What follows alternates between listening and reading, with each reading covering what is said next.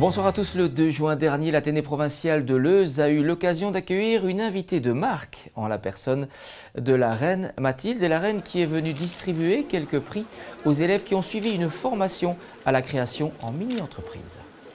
Ce n'est pas tous les jours que des étudiants d'un CFA voient débarquer la reine Mathilde pour la remise d'un diplôme. Eh bien, à Leuze-en-Hainaut, ça a été le cas. Un CFA, un centre de formation en alternance, c'est une forme d'enseignement un peu particulier.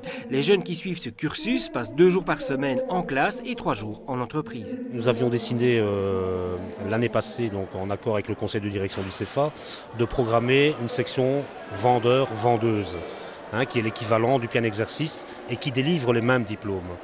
Bon, j'ai eu l'occasion d'ouvrir cette année-ci, puisqu'il faut atteindre des normes, cette section, avec bien sûr des anciens élèves du CFA qui avaient déjà commencé une formation en auxiliaire de magasin et qui ont pris le pas pour essayer d'avoir un diplôme supérieur. Donc c'est déjà, je veux dire, on a un palier et on essaye d'aller à un palier plus haut, d'avoir une certification un peu plus importante. Donc je dis déjà les jeunes, s'ils sont déjà là restés pendant 2 ans dans une formation et qu'ils poursuivent, ce sont quand même des jeunes qui sont motivés d'arriver au bout et qui essayent d'aboutir à leur fin de cursus scolaire.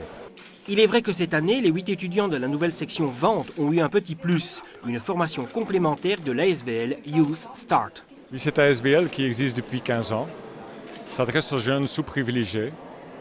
On travaille surtout sur la confiance en soi. Ce sont des jeunes sous-privilégiés qui arrivent dans l'enseignement partiel. Et on essaie, en travaillant sur les talents, sur leur motivation, de retrouver donc la confiance en soi. Pendant les 8 jours de formation, on les amène dans un trajet où la 8e journée, ils présentent un business plan eux-mêmes.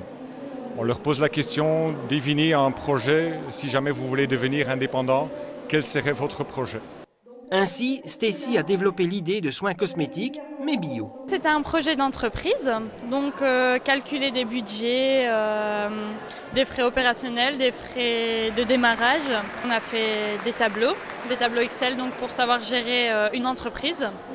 Après, on a dû expliquer pourquoi notre projet. Et moi, je travaille chez Di, donc j'avais des bases, quoi. Voilà.